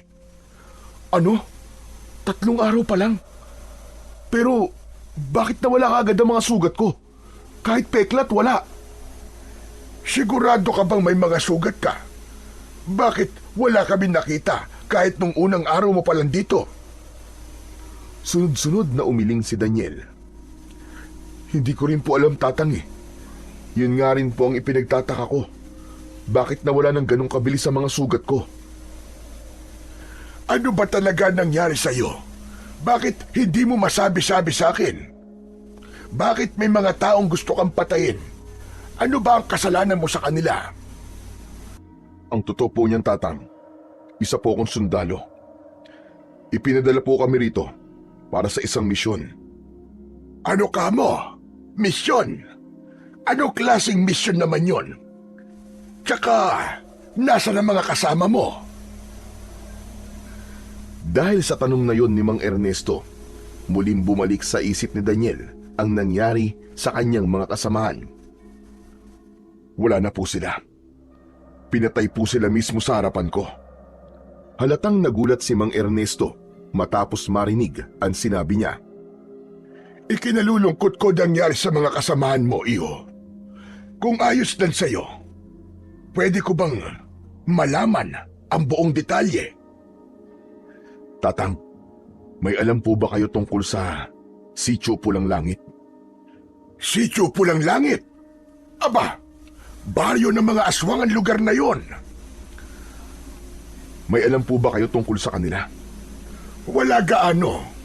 Pero sa pagkakaalam ko, ginawa ng kuta ng mga aswang ang lugar na yon. Dahil hindi gaanong nasisikatan ng araw. Minsan ko nang nabalitaan na may mga bakasyonistang napadpad sa lugar na yon at hindi na muling nakita pa. Doon po ako nanggaling, Tatang. At tama po kayo. Aswang nga po ang mga nakatira sa lugar na yon. Paano ka namang napadpad doon? Dahil nga po sa isang misyon. Tinanggap ko ang misyon na yon dahil ang sabi sa akin nanganganib daw ang buhay ng mga taong nakatira doon dahil palaging ginugulo ng mga rebelde. Pero ang totoo pala, kaya kami pinadala ng aming general doon para gawing pagkain ng mga aswang. At ikaw lang ba nakaligtas? Opo, pero hindi ko po inaasahan na mabubuhay pa ako. Tinamaan kasi ako ng bulalakaw habang nasa gitna ako ng dagat. Ano? Bulalakaw ba ka mo? Sigurado ka ba riyan sa sinasabi mo? Sunod-sunod na tumango si Daniel bilang pagtugon. Sa akin po mismo bumagsak ang bulalakaw. Kaya nga po nagtataka ako, bakit buhay pa rin ako hanggang ngayon? Nilapitan siya ni Lolo Ernesto at hinawakan ang isa niyang kamay at pagkatapos ay pumikit ang matanda. Nagtataka man, hindi siya nag-abalang hilahin ang kamay niya. Alam ko na ngayon ang dahilan kung bakit biglang nawala ang mga sugat na sinasabi mo. Dahil yon sa kapangyarihang nananalaytay na ngayon sa mga ugat mo. Ano, Tatang? Kapangyarihan? Teka, naguguluhan po ako. Ano pong ibig niyo sabihin? Nananalaytay na sa mga ugat mo ang kapangyarihan ng mutya ng bulalakaw. Wala ka bang kakaibang nararamdaman sa katawan mo ngayon? Wala naman po. Maliban po sa nawala na yung sakit ng katawan ko. Natatandaan ko po kasi, sobrang sakit po talaga ng katawan ko bago ako mawala ng malay. Akala ko nga po oras ko na. Ngayong nananalaytay na sa mga ugat mo ang mutya ng bulalakaw, may mga mararamdaman kang pagbabago sa iyong katawan. Magkakaroon ka ng kakaibang lakas at kapangyarihan. Talaga po? Teka, parang ang hirap-hirap naman pong paniwalaan na totoo po mga ganyan. Bigla na lang nawala ang mga sugat mo sa katawan. Isa na yung patunay na nagsasabi ako ng totoo. Ano pong alam niyo sa mga mutya, Tatang? Dati na rin ako nagkaroon ng ganyang mutya. Pero sa kasamaang palad, napunta yon sa kamay ng mga masasamang loob. Matapos nilang mabalitaan na nagtataglay ako ng mutya, dinukot nila ang pamilya ko at kapalit ng kanilang buhay ay kailangan kong ibigay sa kanila ang mutya. Ang akala nila, magagamit nila ang kapangyarihan ng mutya, pero hindi nila alam na mawawalan ito ng bisa sa oras na ginamit sa pansariling interes. Ano po nangyari? Nailigtas niyo po ba sila sa kamay ng mga dumukot sa kanila? Oo, nailigtas ko. Pero makalipas ang 3 araw, matapos nilang malaman na nawalan ng bisa ang mutya, muli nila akong binalikan. Nang araw na yon, bukod tangi ako at ang apo ko ang nakaligtas sa mga kamay nila.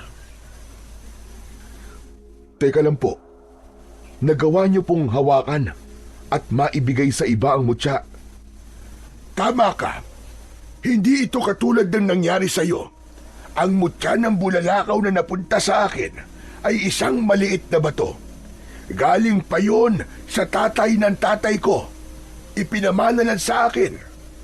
Kakaiba nangyari sa iyo dahil sa katawan mo mismo pumasok ang mutya na galing sa bulalakaw. Tatang, delikado po ba ito? Delikado kung gagamitin mo ang kapangyarihan nito sa kasamaan. Pero alam ko naman na wala akong dapat na ikabahala. Nararamdaman kong mabuti kang tao. Hindi ka pipiliin ng mutya kung ikaw ay masama. Marami po salamat, Tatang, sa tiwala niyo po sa akin. Kahit hindi niyo pa po ako lubos na kilala. Kilala ka ng apo ko. Siya mismo nagsabi sa akin na mabuti kang tao. Nagtaka si Daniel sa kanyang narinig. Ibig niyo pong sabihin magkakilala po kami ng apo niyo? Hindi. Pero ang sabi niya ay minsan nang nag-cruise ang landas ninyong dalawa. Nasan po siya? Gusto ko po siya makita. Bumibili lang ng lutong ulam. Maya-maya lang nandito na yon. Tang, nandito na po ako. Biglang buminis ang tibok ng puso ni Daniel nang marinig niya ang sigaw na yon galing sa labas. Pamilyar kasi sa kanya ang boses na yon. Oh, yan na pala. Nariyan na pala siya. Kaya mo na ba tumayo? Halika at ipapakilala kita sa apo ko. Tumango si Daniel at bumangon sa pagkakahiga. Nakasunod siya kay Lolo Ernesto nang lumabas ito ng silid. Pakiramdam ni Daniel ay biglang tumigil sa pag-ikot ang kanyang mundo nang makita niya kung sino ang apo na tinutukoy ng matanda. Mabuti naman at nagkamalay ka na. Kumusta ang pakiramdam mo? Ayos lang naman. Maraming salamat sa pagliligtas sa akin, ha? Wala yon. Tara, kain na. Nang maupo ang dalawa, ay lumapit na rin siya at naupo sa tabi ni Isabel. Kumakain ka ba ng gulay? Ito lang kasi yung nabili ko sa karinderya. Aba, oo naman. Mas gusto ko pa nga ang gulay kaysa sa karne. Ang galing. Pareho pala tayo. Mahilig din ako sa gulay eh. O siya, kumain ka na. Itong adobong sitawan tikman mo. Sigurado ako, magugustuhan mo ang lasa niyan. Dinampot ni Isabel ang isang mangkok na may lamang adobong sitaw at nilagyan ang plato niya. Nang sumubo siya, ay nakatingin pa sa kanya ang dalaga at tila hinihintay ang magiging reaksyon niya. Masarap nga! Ngayon lang ako nakatikim ng adobong sitaw na ganito. Napangiti ang dalaga sa sinabi niyang yun.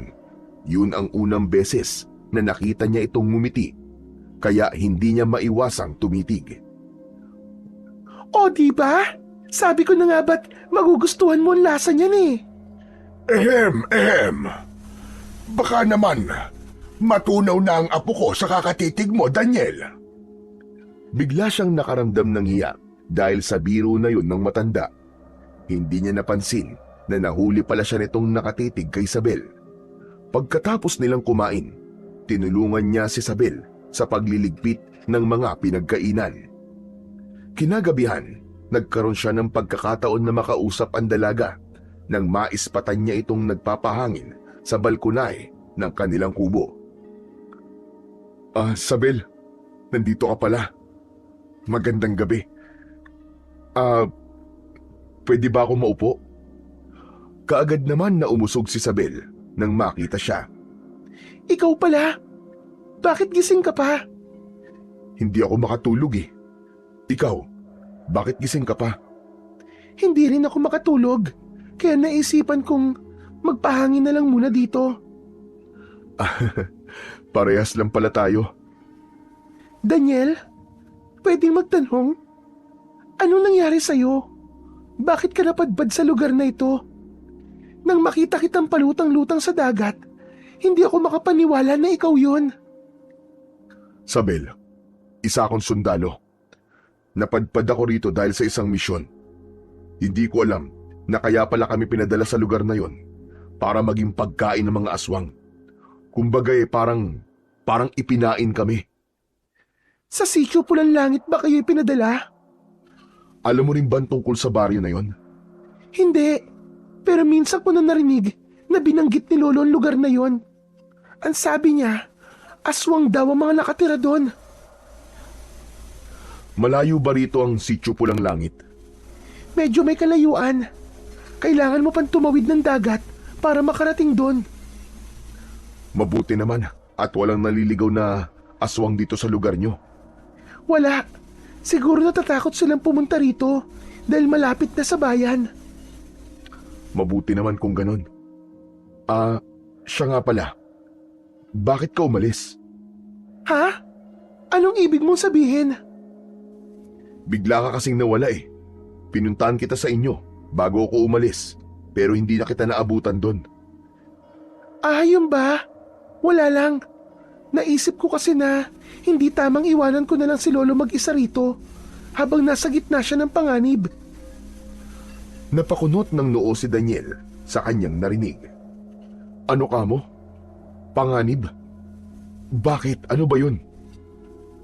Hanggang ngayon kasi, pinaghahanap pa rin kami ng grupo ni Victor. Ilang beses na kami nagpapalit-palit ng tirahan. Pero palagi niya kaming nahahanap. Buti na lang at nagagawa pa namin makatakas bago niya kami maabutan.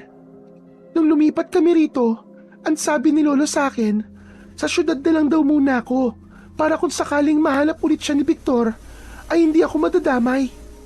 Pumayag naman ako sa gusto niya, pero napagtanto ko rin sa huli na mali ang ginawa ko. Sino si Victor? Siya ba yung sinasabi ni Lolo Ernesto na pumatay sa pamilya nyo? Tama ka, siya nga. Malaki ang galit niya sa amin. Ang akala niya kasi, hindi totoong mutya ang ibinigay sa kanya ni Lolo. Hanggang ngayon, ay naniniwala pa rin siya na ang totoong mutya ay hawak pa rin ni Lolo hanggang sa ngayon. Kaya ayaw niya kaming tigilan.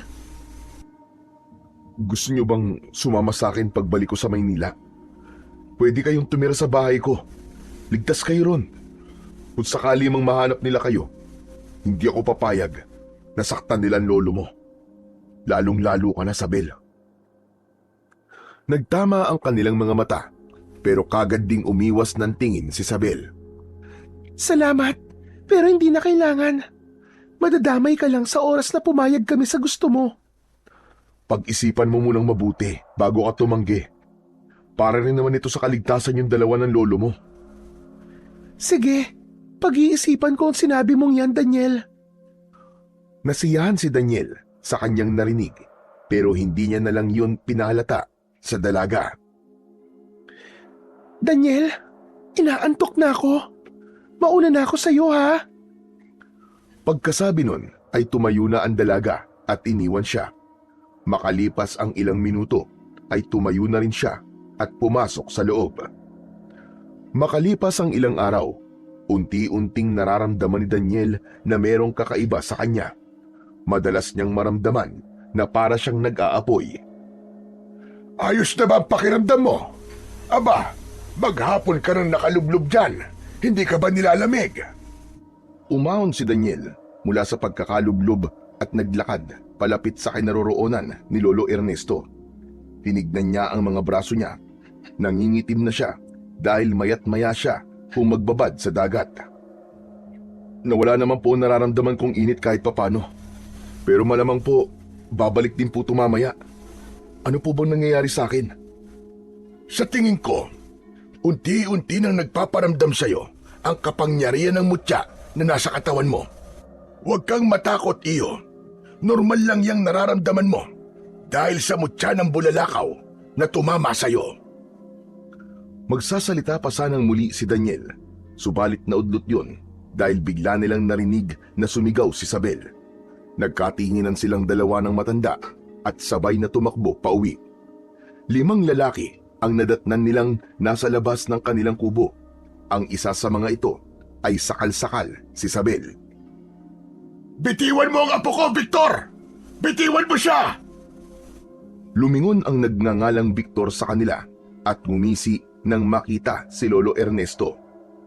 Huwag mong idamay ang apo ko dito! Bitiwan mo siya, Victor! Bitiwan mo siya! Sa halip na pakinggan ang sinabi ni Lolo Ernesto, tumawa lang si Victor. Nagdilim ang paningin ni Daniel nang sabihin nito na maganda si Sabel at mukhang masarap. Pakawalan mo siya! Ako ang harapin nyo! Kapag natalo nyo ako, malaya nyo nang magagawa ang mga gusto nyo. Muling tumawa si Victor at pagkatapos ay sinenyasan ang 4 na lalaki na sugurin siya.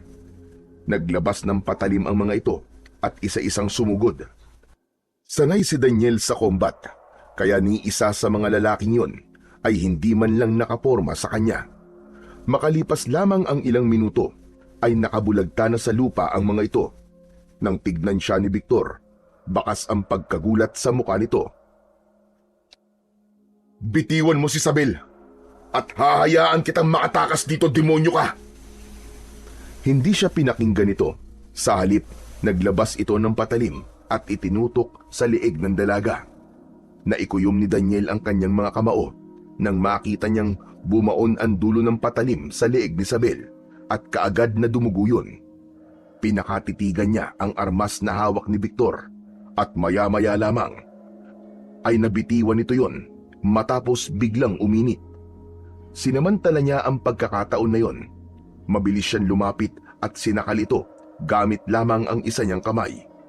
Mistula siyang nag-aapoy dahil sa tindi ng galit na nararamdaman niya, kung kaya't unti-unting nasunog ang leeg na hawak-hawak niya. Makalipas lamang ang ilang segundo, ay binawian na ng buhay ang lalaki sa kamay niya. Nang bitiwan niya ang leeg nito, ay nangingitim yun dahil sa pagkasunog. Amoy na amoy pa niya ang sunog na balat ng lalaki. Bigla naman siyang naimasmasan nang makita niyang bumagsak ang wala ng buhay na katawan nito sa lupa.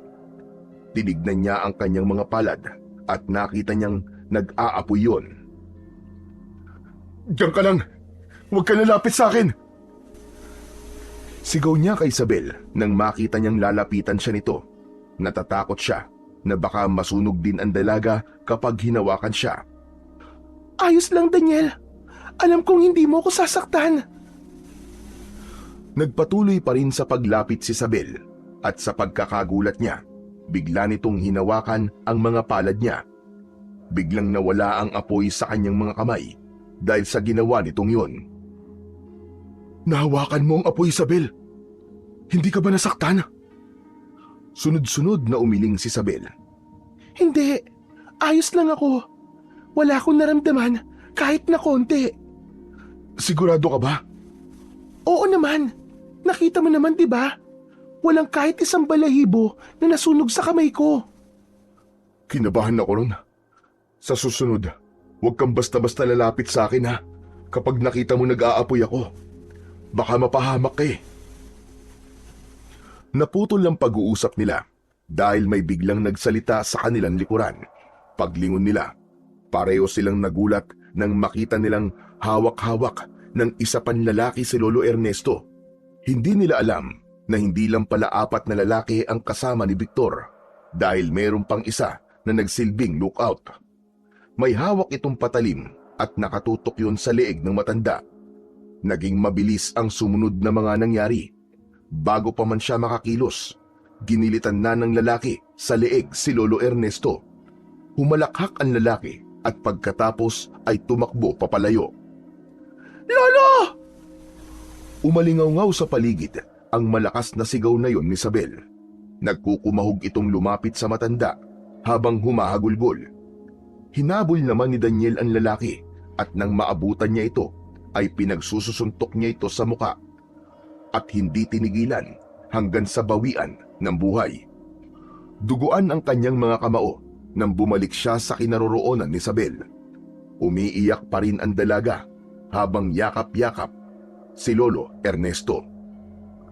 Naupo si Daniel sa tabi ni Isabel at hinaplos niya ang likuran nito. Habang ginagawa niya yon, ay nakatingin naman siya kay Lolo Ernesto. Pati siya ay naluwa nang matiyak niyang wala na talagang buhay ang matanda.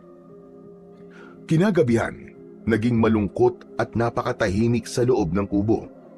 Pagkatapos nilang mailibing si Lolo Ernesto, ay nagkulong sa kanyang silid si Isabel. Sa kanyang silid, hindi mapakali si Daniel. Nag-aalala siya para sa dalaga. Baka kung ano ang maisipan nitong gawin. Hanggang sa kalagitnaan ng gabi, nagising si Daniel nang may marinig siyang lagabog sa loob ng kwarto ni Isabel. Nagmamadali siyang bumangon at lumabas. Isabel! Isabel, ayos ka lang ba? Nang wala siyang matanggap na sagot sa dalaga, ay sinipa niya ng mabilis ang pinto at kagad naman yung bumukas. Nang makita niya ang dalaga na nakahandusay sa sahig, ay kaagad niya itong nilapitan. Napamura siya nang makita niya ang sugat sa pulso nito at ang isang kutsilyo na nasa sahig. Binuhat niya ang dalaga at ibinaba sa katre. Kumuha siya ng tela at tinalian niya ang sugat nito para maampat ang pagdurugo. Buong magdamag siyang nagbantay sa tabi nito at hinintay itong magising. Mataas na ang sikat ng araw nang magkamalay si Isabel. Kaagad niya itong nilapitan. Kumusta na ang pakiramdam mo, Isabel? Sa halip na sagutin ang tanong niya, ay tinignan siya nito ng masama. Bakit mo pa ako tinulungan? Hinayaan mo na lang sana ako mamatay. Hindi ko pwedeng gawin yun, Isabel. At bakit hindi? Sino ka ba sa akala mo? Isabel, naiintindihan ko nararamdaman mo. Pero hindi tama na ilagay mo ang sarili mo sa panganib. Delikado ang ginawa mo. Mali ka. Hindi mo ko naiintindihan. Dahil kung totoong naiintindihan mo ko, edi sana hinayaan mo na lang ako. Hahayaan kita magpakamatay. Sa tingin mo ba, kakayanin ng konsensya ko ang ganon? Edi lumabas din ang totoo. Tinulungan mo ko dahil ayaw mo makonsensya. Pero ang totoo, hindi mo naiintindihan ang pinagdadaanan ko. Palibasa, hindi ikaw ang nawalan. Palibasa, hindi mo alam ang pakiramdam na mag-isa na lang. Naiintindihan kita, Isabel. Maniwala ka. Naiintindihan kita. Hindi. Hindi mo ako naiintindihan! Hindi mo ako naiintindihan! Naiintindihan kita dahil nawalan na rin ako. Wala na akong mga magulang. Wala na rin akong kapatid. Ako na lang mag-isa. Kaya kung ano man ang nararamdaman mo ngayon, naiintindihan ko. Dahil pinagdaanan ko na rin yan. Natameme si Isabel matapos marinig ang mga sinabi niya. Bigla naman siyang nakonsensya dahil nagtaas siya ng boses. Pasensya ka na, Isabel. Hindi ko gustong sigawan ka. Sunod-sunod na umiling si Isabel. Ako ang dapat na humingi ng tawad. Pasensya na rin sa mga nasabi ko. Hindi ko alam. Gulong-gulo ang isip ko. Hindi ko na alam ang gagawin ko. Naupo si Daniel sa tabi ni Isabel at hinawakan niya ang isa nitong kamay. Hindi ka mag-isa, Isabel. Nandito ako. Hinding-hindi kita pababayaan. Pagkasabi nun, ay kinabig niya ang dalaga at niyakap. Simula ng araw na yon, hindi na ulit nagtangkang magpakamatay si Isabel. Hindi na rin siya nagkukulong sa kanyang kwarto. Napagtanto niyang tama nga si Daniel. Hindi matutuwa ang lolo niya kung makikita siya nitong malungkot at umiiyak palagi. Pero may mga oras at gabi pa rin na hindi mapigilang umiyak ng dalaga, lalo na kapag naaalala niya ang masasayang sandali nila ng kanyang lolo. At sa tuwing nangyayari yon, nasa tabi niya palagi si Daniel para iparamdam na hindi siya nag-iisa. Makalipas ang isang buwan. Hindi na ba talaga kita mapipigilan, Daniel? Kailangan kong gawin to. Hindi ako matatahimik hanggat hindi ko nabibigyan ng hustisya ang pagkawala ng kuya ko at ng mga kasamahan kong sundalo. Pero paano kung matulad ka lang sa kanila, Daniel? Paano kung hindi ka na makabalik? Babalik ako, Isabel. Kahit anong mangyari, babalik ako. Basta't dito ka lang. Huwag kang aalis. Wala naman akong pupuntahan eh. Siya nga pala. Yung pinapagawa ko sa'yo, huwag mong kalimutan ha. Tawagan mo yung numero na ibinigay ko sa'yo. Numero ng opisina ni General yan. Sabihin mo sa kanya na alam ko na ang lahat ng mga ginawa niya. Ipaalam mo rin sa kanya na babalik ako sa kuta ng mga aswang. Nasa sa kanya na kung magtatago ba siya o magpapadala ng mga sundalo para tulungan ako. Pero alinman sa dalawa ang gawin niya, hindi pa rin ako papayag na hindi siya managot sa mga ginawa niya. Sige, Daniel. Ako nang bahala ron.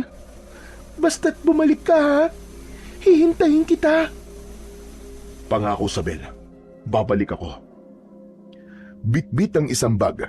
Naglakad si Daniel papuntang dalampasigan kung saan naroon ang gagamitin niyang bangka. Bago tuluyang sumakay, ay minsan pa siyang nagpaalam kay Isabel. Babalik ako, Isabel. Hintayin mo ko. Mag-iingat ka, Daniel. Nang paandarin na ni Daniel ang bangkang dimotor, ay hindi na siya muling lumingon pa. Alam niyang nakasunod ang tingin sa kanya ni Isabel. Ayaw niyang makita ang lungkot sa mga mata nito. Dahil mas malayo ang pinanggalingan niya ngayon kumpara sa pantalan kung saan sila tumawid noon, kung kaya't inabot ng mahigit 1 oras bago siya nakatawid. Pagdating niya roon ay malapit ng dumilim. Binuwat niya ang bangka sa taas ng dalampasigan para hindi tangayin ng alon at itinali niya yon sa isang puno. Inilabas niya muna ang dala niyang flashlight bago siya nagsimulang maglakad. Bagamat 1 beses pa lang siyang nakapunta sa sitio Pulang Langit, natatandaan niya pa rin ang mga dinaanan nila. Makalipas ang ilang oras na paglalakad, nakarating na siya sa kanyang destinasyon. Kaagad na naglabasan sa kani-kanilang mga bahay ang mga aswang nang makita siya. Ilan sa mga ito ay kagad na nagpalit ng anyo. Hindi pinansin ni Daniel ang gutom na tingin ng mga ito sa kanya at nagpatuloy lang siya sa paglalakad.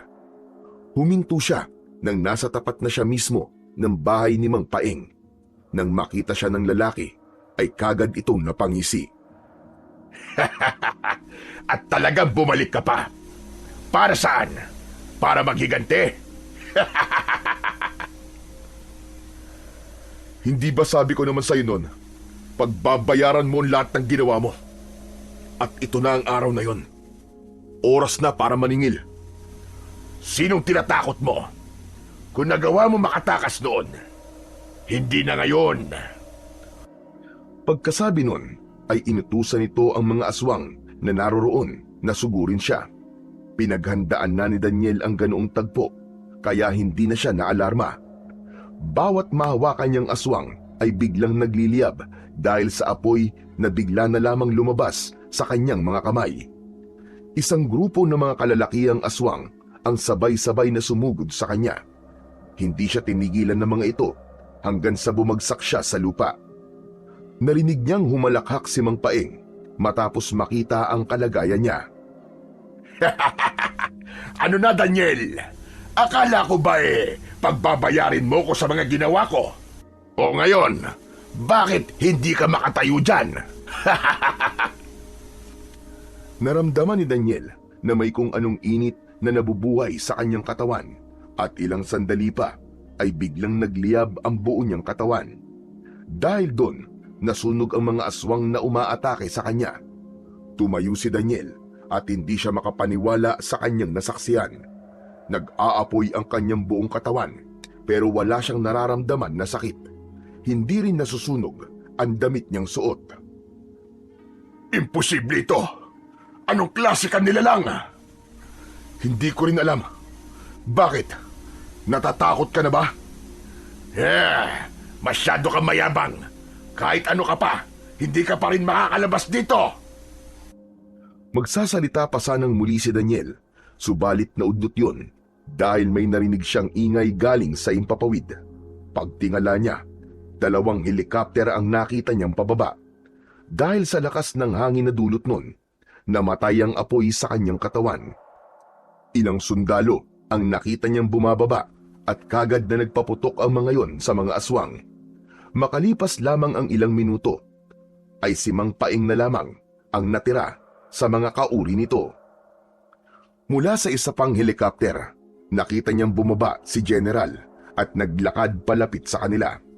Nanlisik ang mga mata ni Mang Paeng nang mapagtanto nitong ang kasabwat nitong general ang nagpapatay sa kanyang mga kasama. Hayop ka, General! Isa kang traidor! Hindi. Itinatama ko lamang ang mga pagkakamali ko. Pagkasabi nun, bigla na lang nitong binaril si Mang Paeng. Natanggap ko ang pinahatid mong mensahe, kaya nandito ako, Daniel. Mabuti naman at naisipan mong itama ang mga pagkakamali mo, General. Pero hindi pa rin yan sapat. Alam ko, kaya nga kailangan kong gawin ito. Nagulat si Daniel nang isa-isa nitong binaril ang mga sundalong naroroon. Nang maubos, ay sa kanya naman ito itinutok ang hawak na baril.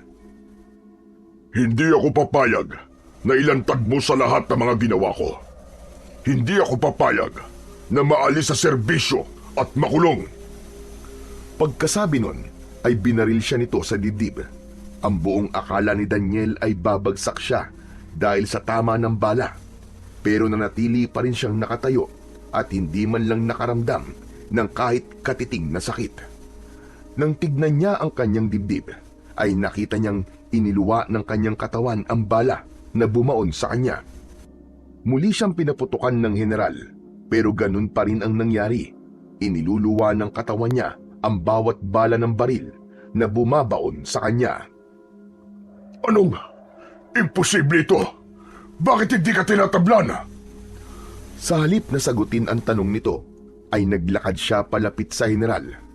Nang makarating siya sa tapat nito, inagaw niya ang hawak nitong baril at pinaputukan ito sa magkabila ang hita. Ginawa niya yon dahil nakita niyang buhay pa si Mang Paeng at gumagapang palapit sa kanya. Huwag! Huwag mo akong iwan dito! Daniel! Tulungan mo ako! Hindi niya pinansin ang pagmamakaawa nito. Sa halip, muli niya itong binaril sa hita at pagkatapos ay hinila palapit kay Paeng. Dahil anyong aswang pa rin ang lalaki, kaagad nitong sinakmal sa leeg ang general. Nang makita niyang wala ng buhay ang general, nilapitan naman niya si Mang Paeng at binaril sa sintido. Nang akmang tatalikod na sana si Daniel para magtungo sa helicopter na nasa hindi kalayuan, bigla siyang napahinto dahil may narinig siyang lagabog galing sa isang kubo. Yun ang kubo na matagal niya nang gustong pasukin. Naglakad siya palapit at sinira ang kandado para mabuksan ang pintuan. Pagpasok niya sa loob, nagulat siya nang may nakita siyang isang tao na nakatali sa isang upuan at may takip na sako ang muka. Nilapitan niya yon at bigla siyang naestatwa nang tumambad sa kanya ang muka nito. Bagamat puro sugat, kilalang-kilala niya pa rin kung sino yon. "Kuya!" Napansin niyang natigilan ito at pagkatapos ay tinitigan siya. Makalipas lamang ang ilang sandali ay biglang naglandas ang luwa sa mga pisngi nito. Bagamat hindi magawang makapagsalita, alam ni Daniel na nakilala siya nito. Kaagad niya itong pinakawalan at inilalayang maglakad hanggang sa makasakay sila sa helicopter. Bago niya yon paandarin, ay muli niya itong nilingon. "Huwag kang mag-alala, kuya. Uuwi na tayo." Habang nagpapalipad, ay maluwa-luwa si Daniel. Hindi siya makapaniwala na katabi niya ang kanyang kuya Dante. Hindi siya makapaniwala na buhay pa ito. Makalipas lamang ang ilang minuto, ay narating na nila ang dalampasigan kung saan malapit ang bahay ni Isabel.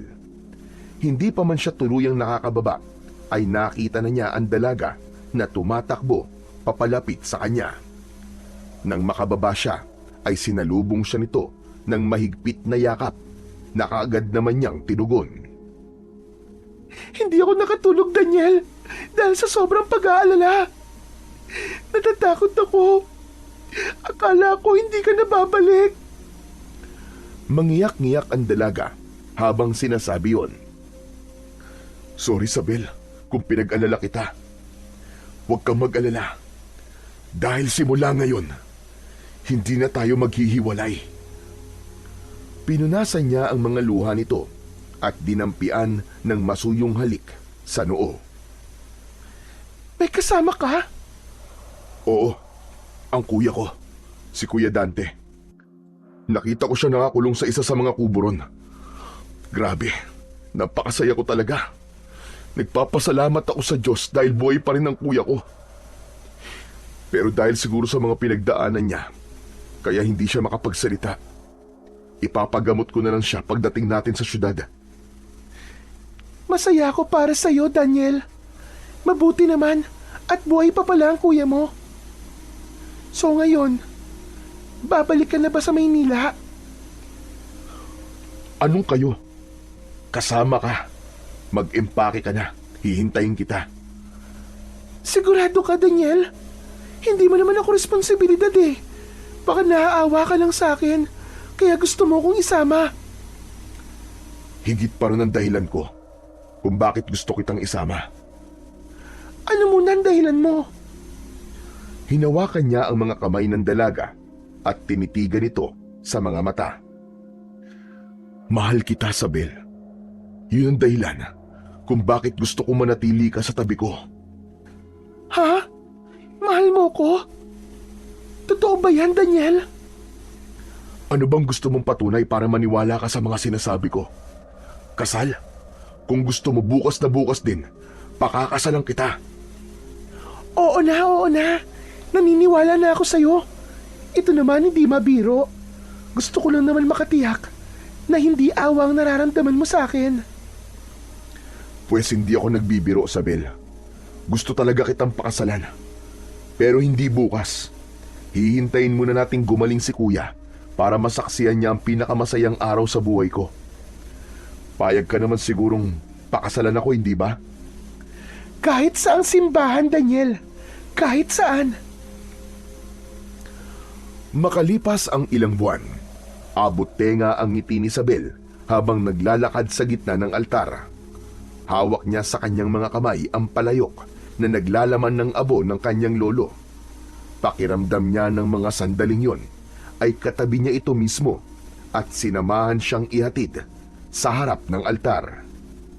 Nang makarating siya sa tapat ni Daniel, kinuha nito ang palayok na hawak niya at ibinigay yon sa kanyang kuya Dante. Napakaganda mo ngayon, Mrs. Santos. Naramdaman ni Isabel na namula ang magkabilaan niyang pisngi dahil sa itinawag nito sa kanya. Ikaw talaga? Nambola ka pa? Pasimple niya itong kinurot sa tagiliran na ikinitawa naman ito. Umayos ka nga. Nakakahiya naman kay Father, oh. Sumeryoso naman kagad ang mukha nito at pagkatapos ay naglakad na sila palapit sa kinaroroonan ng pari. Sa kalagitnaan ng seremonya, biglang namatay ang isang kandila na nasa harap ng altar dahil sa hangin. Makalipas lamang ang ilang segundo ay muli yung sumindi. Nang tumingin naman siya kay Daniel ay kinindatan siya nito. Halos kalahating oras ding nagtagal ang seremonya bago sila idiniklarang mag-asawa na. Congrats, Tol! Akalain mo yun? Ako ang panganay, pero naunahan mo pa ako mag-asawa. Ang lupit mo talaga. Salamat, kuya. Kung alam mo lang, sobrang saya ko ngayon dahil nandito ka. Hindi, Tol. Mas masaya ako para sa'yo. Bilang kuya, proud na proud talaga ako sa'yo. Pagkasabi nun, ay niyakap siya nito at tinapik-tapik sa balikat pagkatapos. Sumunod nitong nilapitan si Isabel. Welcome sa family, sister-in-law. Magsumbong ka lang sa akin kapag inaway ka nitong kapatid ko, ah. Sabay natin siyang gugulpihin. Natawa si Isabel sa sinabi ni kuya ni Daniel. Huwag ka mag-alala, Kuya Dante. Dahil kayang-kaya ko na yung mag-isa. Napapailing na lang si Daniel habang nakikinig sa pag-uusap ng dalawa. Masaya siyang makita na nagkakasundo ang dalawang mahalagang tao sa buhay niya. Siya na yata ang pinakamasayang tao sa mundo ng mga sandaling yon. Nabuhay ng matiwasay at payapa sina Daniel at Isabel at kalaunan ay pinagkalooban sila ng isang anak na lalaki na pinangalanan nilang Ernesto bilang pagkilala sa lolo ni Isabel na tumulong at gumabay kay Daniel sa panahon ng kanyang kagipitan. At bago pa yon, binigyan din siya ng pinakamataas na pagkilala ng pamahalaan dahil sa ginawa niyang kabayanihan at sa pagsisiwalat niya sa pakikipagtransaksyon ng kanilang general sa kalaban. Ngunit nagsinungaling siya. Sinabi niya na lamang na mga rebelde nga ang kanilang nakainkwentro at hindi aswang. Para nang sa ganun ay hindi na pagsimulan ng takot ng publiko. Ngunit sa kabila ng kapayapaan na tinatamasa nila ngayon, ay hindi pa rin nagpakampante si Daniel. Tangan ng mutya ng bulalakaw na nasa loob ng kanyang katawan at sa tulong ng kanyang kuya Dante, ay palagi silang nagmamatsyag at alerto, hindi lamang sa mga masasamang loob na pag-alagala sa syudad, kundi maging sa mga masasamang elemento na magnanais na makuha sa kanya ang mutya at susubukang maggasik ng takot sa sambayanan. Pero naniniwala si Daniel na hanggang namamayani ang pagmamahalan nila sa isa't isa at buhay ang pananampalataya nila sa Panginoong Diyos, ay walang kahit na anong puwersa ng kasamaan ang makakatalo sa nag-aapoy nilang damdamin na punong-puno ng kabutihan.